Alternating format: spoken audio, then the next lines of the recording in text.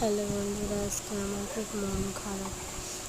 আমাদের আজকে শুভ রথযাত্রা। আমার গপু সোনাদি দেখো ঢেকে রেখেছে। গপু সোনাদি পুজো দিতে পারেনি, আমাদের আর্চি বলেছে তাই। এখনো 1 মাস মঙ্গলবারে 1 মাস পূর্ণ হবে, তাই পুজো দিতে পারছি না। গপু সোনাদিকে ঢেকে রেখেছে।